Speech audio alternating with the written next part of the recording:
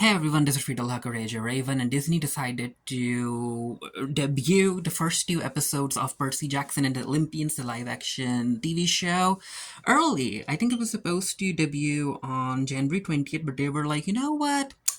Just take it, have fun. And now I have, yeah, full disclosure, I have read the Percy Jackson books. I've also read the other books, and I think I'm making my way through the Apollo books, but I'm like kind of halfway through them. And the movies, we all know that the movies didn't do justice to the story, so that's why I was looking forward to the series to see how faithful they were to the books. And from the early reviews, it seems that they are very, very, very faithful.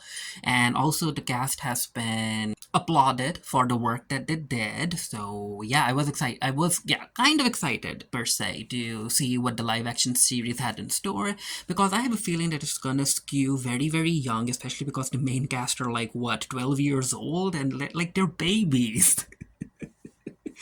So I'm not really sure if I'll be able to cover the show with my recap and review videos every week. I'm not sure yet. However, if you are interested in reading reviews for the series, Jamie for the Geekery will be covering the show in a written form, so make sure to check that out. Coming to the first episode of the two-episode premiere, one of the things that I was like thinking of was whether or not the show was gonna keep Percy's narration because the story is told from his perspective, right? So I was like, how are they gonna keep the narration in the show? Are they even gonna keep it? But it turns out that yeah, they are keeping it, and the episode actually opens up with Percy narrating and introducing himself and all of that stuff, and then we get a flashback of how he was younger, and as he started to grow up, he started to see these weird things, like he saw a Pegasus and other stuff, and then he turned 12 years old and he met Grover. And yeah, Percy, through his narration, we know that things are very different when it comes to the human world and the magical or the god world that he's a part of. We cut to the museum trip and we know what's gonna happen in the museum, right? We also get to see Percy looking at the statue of Perseus, and we get a flashback of how his mom decided to call him Percy after Perseus because of the things that Perseus and his mom went through.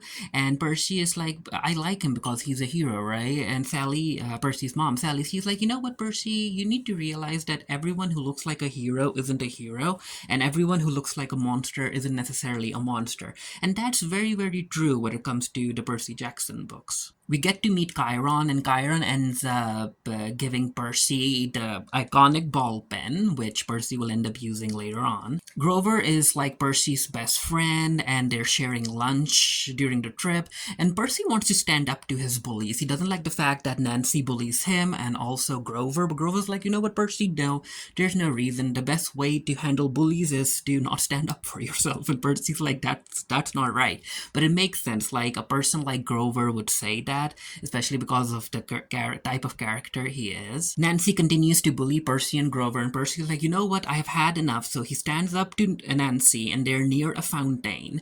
And before Percy can actually touch her or do something, like Nancy finds herself falling into the water and she screams that Percy pushed her, but we all know that she didn't, and we later get to find out that Percy has the power to control water. Percy gets attacked by her instructor, who's actually a harpy, and of course, no other people are able to see her because of the mist that and the mist explained by Grover later on in the episode. And yeah, we have a harpy, and the way that she transformed into a harpy, I actually like that. You can tell that Disney gave this show a budget, and rightfully so. Like this show, it deserves a budget, and I really, really hope that it finds a fandom. Well, it has a fandom already, right? But what I want it to find is a whole lot of viewers so that the stories can continue, because like this is a very, very, very long series and there's a whole lot of content that can be adapted. But yeah, the harpy ends up attacking Percy, asking for something that's lost. She's like, where is it, where is it? And Percy's like, what the heck are you talking about? And then the pen that Chiron ended up giving Percy, it vibrates and it turns into a sword, and the harpy dies. Now, I have to say that I was expecting the scene to be a little more action heavy, but it wasn't. It was just that the harpy jumped on Percy, the pen transformed into the sword, and stabbed the harpy without Percy doing anything, and yeah, it was all done in like a second or two. Percy and Grover are called to meet with the headmaster because the headmaster is like, okay, I've heard when Nancy told me about what happened, and other students were witnesses too. But Percy, you keep on saying that you didn't touch Nancy, and Percy is like, yeah, I'm telling the truth. I didn't touch Nancy. Grover, say something. And this is where Grover basically he throws Percy under the bus by basically saying that Percy has had an issue with Nancy for a very long time, and he's the one who actually pushed her. And I was like, wow, Grover, why would you do that? Like, you can actually see the disappointment and sadness on Percy's face. And yeah, Percy's been expelled. Percy is waiting for the bus. It's time for him to go home, and Chiron walks in, and Chiron is like, "Percy, tell me what happened." And Percy's like, "You're not gonna believe me anyway." But Chiron is like, "Maybe, you know what? Try." And Percy tells him that I didn't touch Nancy, and Chiron is like, "But you didn't touching Nancy doesn't mean that you didn't play a role in pushing her into the water, right?" And Percy's like, "What the heck are you talking about?" But yeah, basically Chiron tells Percy that, hey, don't worry about this. These things happen. You're very special. So things should get better for you. Percy comes back home. He goes to the apartment that they're living in. We get to meet Percy's stepfather, and he has no job, no nothing. He basically likes gambling away money online, and he's not really a fan of Percy being expelled. Percy's mom is there, and we get this very a nice little scene where again makes sense considering Percy's heritage and who Sally ended up having a kid with. And Percy's like, "Mom, I'm sorry to disappoint you. I got expelled," and yada yada yada. And Sally's like, "You know what, Percy, don't worry about it. I heard." Gabe talked to the headmaster on the phone. I know what happened, and as far as I'm concerned, I trust you." And Percy's like, "I'm just not feeling well. I'm like seeing stuff and all of that and things." And Sally's like, "You know what? We need a change. So let's go to the beach." At the beach, we cut to the same scene, the scene that the episode basically opened with, where Percy is being called to from a very shadowy figure out in the distance, and that figure is like hooded, and they have a lantern in hand, and yeah, it's basically like I think it's gonna be a recurring nightmare for Percy. They're in the cabin at the beach, and Percy just lays it all out to his mom about how he seems to be seeing things and how he doesn't seem to fit in. He doesn't know what's wrong with him, and something happened at the museum, and yada yada yada. And Sally's like, yeah, I realize what happened, and she attacked you, right? And Percy's like, what do you mean she? How the heck do you know that it was a she who attacked me?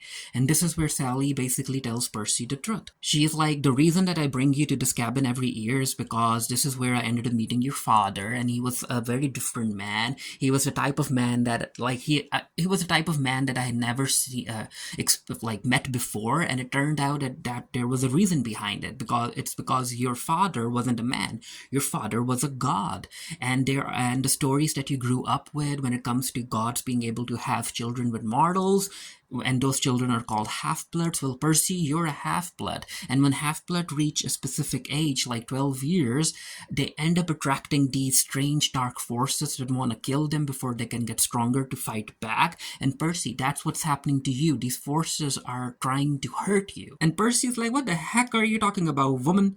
What do you mean gods and me being a half blood and yada yada yada? What are you talking about? And Sally's like, Percy, I'm telling you the truth. You're a half blood. And before the conversation can continue, this is where they hear a knock on the door, and Grover comes in, and Sally's like, Grover, you're early. And Grover's like, you know what? Change of plans. And Percy's like, wait, Grover, what the heck is up with your legs? And it turns out that, yeah, Grover ended up showing his legs to Percy because he's a satire, so he has like goat legs.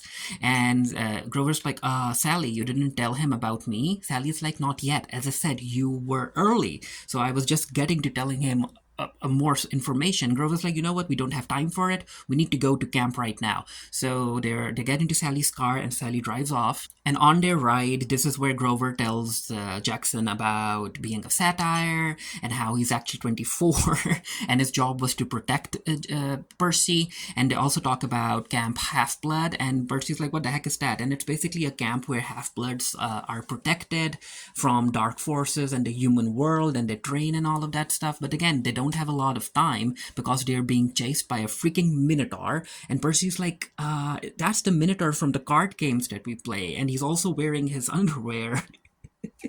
And Grover's like, yeah, that's why I ended up playing that card game with you, so that you get to learn about this world. But yeah, we need to hurry because the Minotaur isn't really gonna stop until he gets you. As they're driving away, they get into a car accident, and yeah, they need to leave the car, and they're kind of near to Camp Half Blood. They can make a run for it, but the issue is that Sally can't run after Percy because she's human. She can't get to Camp Half Blood, and Sally's like, you know what? I can like use myself as a distraction, and she makes Grover promise that he's going to protect Percy with his life, and if there's anything that wants to harm him or anyone that wants to harm him, Grover will protect Percy. And Sally makes Grover swear, and Grover's like, yeah, I swear. And Percy's like, what the heck is happening here? And it turns out that Sally wants to serve as a distraction, and she's like, okay, so the Minotaur is tracking Percy's scent, right? He can smell half-bloods, so she asks Percy for his jacket, and she's like, okay, so now he's gonna get two trails to follow, and that's gonna confuse him. So Grover, take Percy and just run. And Percy's like, no, Mom, no, you can't do this. And Sally's like, this is the only option. You don't know how special you are, and I need you to survive for me. Now go. Sally tries to kind of fight the Minotaur. I mean, she's not really fighting, she's just giving Percy and Grover time to get to Camp Half-Blood. But of course, she's gonna fail because she is human and all of that stuff, and she's like facing a freaking Minotaur. And the Minotaur grabs her, and instead of her dying because the Minotaur crushed her, she basically turns into dust and disappears. And Percy like, what the heck just happened? So of course, Percy isn't gonna run away to Camp Half-Blood. He wants to avenge his mom's death, and he like the pen transforms into the sword, and Percy is ready to fight the Minotaur. Percy's half-blood skills kick in, and he's able to defeat the Minotaur, but then he ends up losing consciousness and he falls to the ground. And he wakes up, and it turns out that Grover was able to make half Percy make it to Camp Half-Blood, and we get to see the silhouettes of different students at Camp Half-Blood, and then we see the silhouette of a centaur, and yeah, the centaur is like, welcome to Camp Percy Jackson, and this is where the episode ends. And then we get a post-credit sequence, which I really liked. I liked all of the art in the post-credit sequence, and the way it hints at what's to come. Episode 2 of the show basically opens with Percy being in the infirmary, and he's again having the same nightmares, and he kind of wakes up in the middle of the night, and he notices a young girl, and the girl is like, you know what, you drew while you're asleep. And then he dozes off again, and it's the next day, and he wakes up and he sees Grover by his bedside, and Grover's like, Percy, I'm so sorry, I wanted to tell you the truth, but I couldn't, and I'm sorry about your mom, and yada yada yada. And Percy is like, you know what, Grover, just stop. I don't want to talk to you no more, and I'm just gonna go and find my dad, because that's what's important. Because as far as Percy is concerned, he can't like, he doesn't like the fact that his dad ignored him, and he ignored his mom, and now his mom's gone and Percy is all alone. And yeah, as far as Percy is concerned, his number one priority is to figure out where his dad is. Percy walks out of the infirmary, and he goes into this little gazebo type thing, and there is he ends up noticing a man there who's drinking, I guess he's drinking Diet Coke, and he's like, sir, I don't know who you are, but I have questions about my dad, and I would like you to answer, and yada yada yada. And Grover's like, no, you don't talk to Mr. D like that. And Percy's like, what do you mean, Mr. D? And Grover's like, D for Dionysus, that's freaking Dionysus. And Percy's like, oh, sorry, I apologize, but yeah, sir, Dionysus, I'm looking for my dad, and yada yada yada. And Dionysus is like, you know what, child? I'm your father. And Percy's like, really? He's like, yeah, I'm your dad, and I'll answer all of your questions if you help me get this wine out of a cellar. So are you willing to help me? And Percy's like, yeah, sure. Before Percy can leave to get the wine, this is where Chiron walks in, and Chiron is like, or walks in or trots in, per se. And Chiron is like, no, he's lying, that's not your father, Percy. And it's just that Zeus ended up forbidding Dionysus to drink any more wine or alcohol. So, however, if he can get a demigod to get him alcohol, that's like a loophole he wants to use. But yeah, pay him no mind, you don't have to worry about him. And Percy is like, okay, so where the heck am I? And this is where Chiron is like, like, you know what, walk with me, I'll tell you where you are. And as these two are walking away, Grover is like, you know what, this just doesn't feel right. And Dionysus is like, you ain't gonna tell nothing to that kid. Chiron explains to Percy when it comes to what Camp Half-Blood is and how Half-Bloods end up living here. They're safe, they're trained, and yada yada yada. And as far as their sleeping quarters are concerned, every god has like their own cabin over at Camp Half-Blood, and that's where their children end up sleeping. And Percy's like, okay, so where am I supposed to sleep? I don't even know who my dad is. And Chiron's like, you know what? That's where Hermes' cabin comes in. So Hermes, his own children sleep in there, but it's also open to children that haven't been claimed yet. And Jackson and Percy's like, okay, so when will I be claimed by my dad? And Chiron's like, well, you know what? It could be today, it could be tomorrow. And Percy says it could be never. And Chiron's like, you know what? Don't think too much about it. Of course, the story of how Percy was able to defeat a Minotaur was shared across the camp because of what Grover told everyone. Grover also kept the horn of the Minotaur as proof, and yada yada yada. So of course, the children at Camp Half-Blood are very interested in seeing who this Percy Jackson guy is. And he walks into Hermes' camp, and other people gather around him. He's like, you know what, if you're gonna bully me, please do it tomorrow, I can't do it today. And this is where we end up meeting Luke, and Luke is like, don't worry about it, we aren't bullying you or nothing, we just wanted to introduce ourselves. Welcome to Camp Half-Blood. We cut to Grover, and he ends up meeting this dryad, and both of them go into this tree trunk in order to meet other satyrs and other natural beings, nature beings. And apparently it's like the Cloven Council, because Grover has some questions to ask them. Chiron and Dionysus are playing cards, and this is where Grover walks in, and Grover's like, I know about Sally Jackson. And Chiron's like, what the heck are you on about? And this is where Grover's like, I just talked to the Cloven Council, and you know what, it was very weird when I saw Sally basically die. Instead of her dying or being squished by the Minotaur, she just turned into dust. So the Cloven Council told me that when mortals are close to dying, then the god of the underworld, Hades himself, can pull that mortal away, and that's when and that entire process makes them turn into dust. So basically, Sally Jackson is still alive. Hades took her, and I need to tell Percy. And Dionysus and Chiron are like, no, you won't tell none of this to Percy. That kid has other bigger problems to worry about. Like, but no, don't tell him. Again, we cut to Percy having that bad dream of a hooded figure with a lantern calling his name, and he's like, you know what, your dad left you here, your dad doesn't want to possess you, I understand what you're going through. But before that conversation can continue, Percy wakes up. Luke is like, you're having nightmares, right? And Percy is like, yeah, but Luke said, don't worry about it, like all half-bloods have nightmares, it's a thing we have to live with, like nightmares, being dyslexic, being hunted by monsters, it's the thing you'll get used to.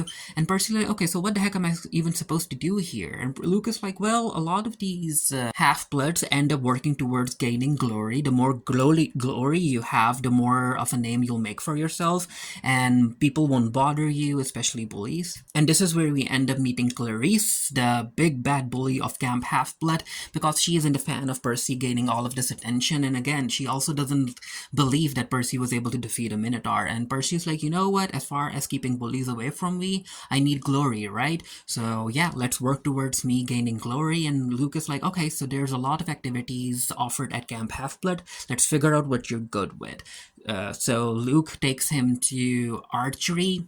Percy isn't good at that. He takes him to make weapons. Percy ain't good with that either. And Percy's like, okay, so what the heck am I good at? And Luke is like, you know what, you'll find something. It's lunchtime, and this is where, before they eat, Luke and this guy that he's with, they stand up, and Percy's like, what are you guys doing? He's like, well, we need to make an offering. We burn food because the gods like the smell. They also like the smell of begging and all of that stuff.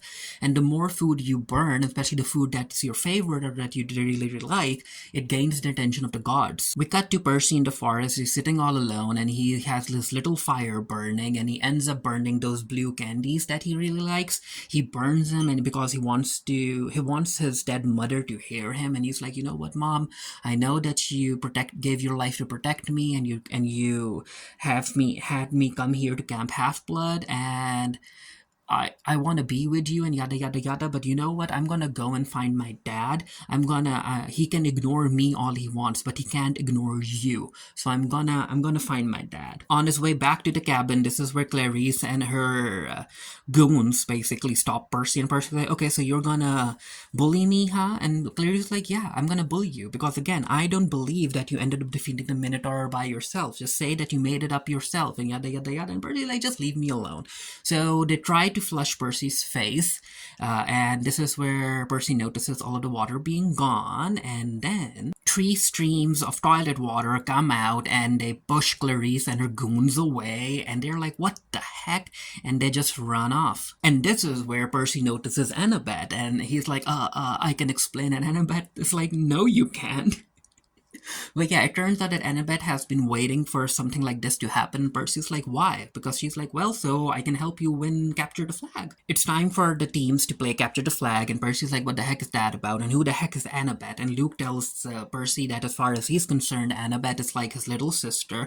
And and Percy's like, what do you mean? He's like, well, when it comes to the Trinity of the gods, Hades, Poseidon, and Zeus, they aren't really supposed to have children, but Zeus kind of messed up, and Zeus ended up having a kid named Talia, and Talia and I have been on the run for a very, very long time, and that's when we ended up meeting Annabeth, and then Annabeth became part of our little group, and as we were making our way to Camp Half-Blood, Talia lost her life, because when it comes to the children of the big tree, they end up attracting a lot more monsters and stuff. So he's like, yeah, we lost Talia, but Annabeth and I were able to make it to Camp Half-Blood, and you have to realize that Annabeth isn't necessarily like the other kids at Camp Half-Blood. She's like the strongest warrior, and she's smart, like very, very, very smart. So when it comes to the Capture the White Flag thing, and if she's stalking you for something, there has to be a good reason for it. So yeah, let's go and play. The rules are basically like no killing or maiming. However, they can use their magical weapons. And Annabeth is like, okay, Luke, take the army, blah blah, somewhere in the forest, some specific location, while Percy, you follow me. And Percy's like, where the heck are we going? Annabeth is like, just follow me, okay? And as they're walking, Percy trips and Annabeth doesn't help him up, and Percy's like, okay, thank you for that. And I was like, you know what? I get it that that you feel that you don't fit in here, but hey, don't worry. Let's just play this game. Because Annabeth knows what's up when it comes to the prophecy that we get to learn a bit more about near the end of the episode, and she's just basically all of this is her trying to test Percy and making sure of something that she suspects, and she's like, you know what, Percy, just stay here, and I have to go. And he's like, where the heck are you going? And she ends up taking out like this cap. She wears it and she turns invisible, and she's like, yeah, a gift from my mom. See you later. Cut to Percy, and he's basically like doing the floss, and he like as he waits to get attacked or something, he's doing the floss, and then he ends up relieving himself and all of that stuff. Like, he's a kid, what the heck are you gonna expect from him, right? And he's like taking a nap even, and Clarice walks in, and Percy's like, okay, so we are doing this, right? And Clarice's like, yeah, sure, let's fight. And Percy tells her that, hey, remember the rules, no maiming or killing. And Percy's like, the heck with the rules. If I end up maiming you, I'm just gonna be like not be able to have dessert for a week. I live with that. And Percy tries to like hold his stance in front of them, but no, it's like 3 versus 1. It's bad for Percy, so he runs away. And Percy makes his way to the river, and I'm like, yes, I know what's going to happen. And I want to see it. And Percy's half-blood instincts kick in. He is able to kind of counter Clarice and her goons, but it's kind of bad. However, during the fight, he ends up breaking Clarice's spear, and she's very, very angry about that. And I think she's about to really, really, really hurt Percy, but before that can happen, Luke and the rest of the team comes in. They were able to capture the flag. They're the winners. Clarice's team lost, so it's over. So Clarice really can't continue fighting Percy. Annabeth walks in, and it turns out that she was basically there the entire time, just invisible, and Percy's like, why the heck didn't you help me? And Annabeth is like, you know what, whatever, just stand up. So she offers Percy her hand to help him stand up, and this is where she is like, Percy, I'm sorry. Percy's like, what do you mean? And she ends up shoving Percy into the river, so he falls into the water, and he's like, Annabeth, what the heck was that about? And Annabeth's like, just wait and see. So it turns out that if you shove Percy into the water, all of his wounds will heal. And the rest of the kids are like, what's on top of his head? So yeah, it turns out that Poseidon decided to claim Percy. He is Poseidon's son, a child that the big tree weren't able to have, weren't like supposed to have. We ended up hearing about Talia, and now we ended up learning about Percy. And because he's like the only surviving kid of Poseidon, he gets to have the entire Poseidon cabin for himself. And Chiron's like, yeah, when it comes to being a half blood in Camp Half Blood, you being the son of the big tree, one of the big tree, you're in a league of your own. And we get to learn about the prophecy and the drama that's happening between Zeus and Poseidon, and how Percy is being framed as someone who ended up stealing something very important from Zeus. And Percy's like, but I didn't do that. And Chiron and Dionysus like, well, other people don't really care about that. As far as they're concerned, you stole from Zeus and you have to pay. And that's also one of the reasons that the Harpy was asking you about where you hid it, where that particular item is. So Percy, it's prophecy. You have to go on a quest in order to retrieve the item. And Percy's like, but where the heck is the item even? So they're like, well, they're with the third brother, Hades. Hades has the item, so you have to go to the underworld, retrieve the item, and stop this war from coming. And Percy's like, you know what? I appreciate you telling me all of this, but I ain't going. I don't want any part of this. I don't want to put myself in danger.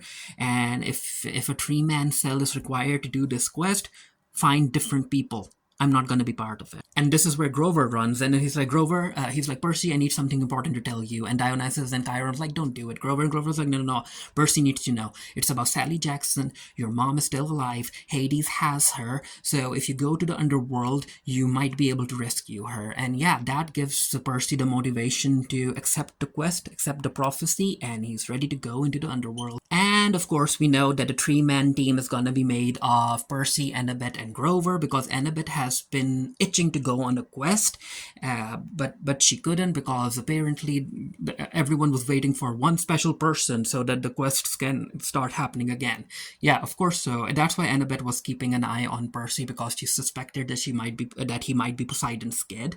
So yeah, when it comes to the next episode, Grover, Annabeth, and Percy will be out on a quest, and a whole lot is gonna happen. A whole lot. This is like an 8-episode series. And yeah, I'm looking forward to seeing to what extent the story will be adapted. I think it's going to be the entire first book, if I'm not mistaken.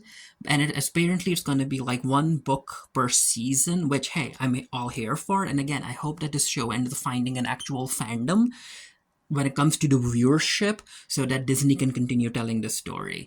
But yeah, let me know what you thought of the 2-episode premiere down in the comment section below. I'll also leave the link to Jamie's review in the comment section below, so click on it. It's a written review over the Geekiary. She's a huge fan of this entire universe, and a bigger fan than I am, so she ends up noticing things that I don't.